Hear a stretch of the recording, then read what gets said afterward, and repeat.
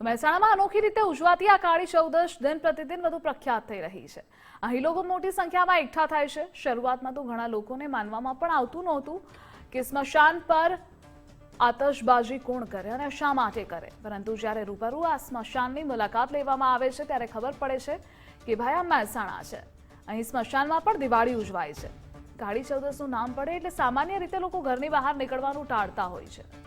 આ દ્રશ્યો છે મહેસાણાના પરા વિસ્તારમાં આવેલા નિજધામ સ્મશાન ગૃહના। આ સ્મશાન ગૃહમાં કાળી ચૌદશની રાત્રે નાના બાળકો, મહિલાઓ અને વડીલો મોટી સંખ્યામાં એકઠા થાય છે અને માણે છે ભવ્ય આતશબાજીની મજા।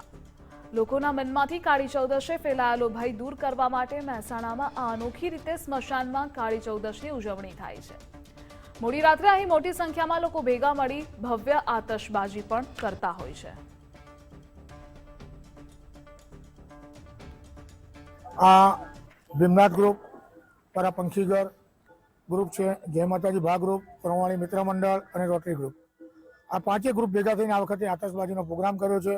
અને કાળી ચૌદશ એક દિવસ એવો છે કે લોકો સ્મશાનમાં જતા આજુબાજુમાં નીકળતા પણ ડરતા હોય છે।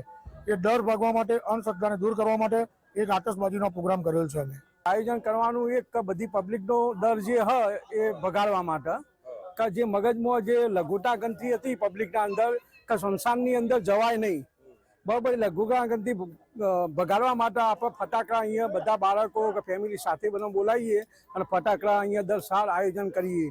5 ગ્રુપ તરફથી આ જેનું જે આયોજન કર્યું એ આપણે ભા ગ્રુપ, તોરણવાડી મિત્ર મંડળ, પંખીઘર ગ્રુપ અને રોટરી ક્લબ દ્વારા આયોજન કરેલ છે।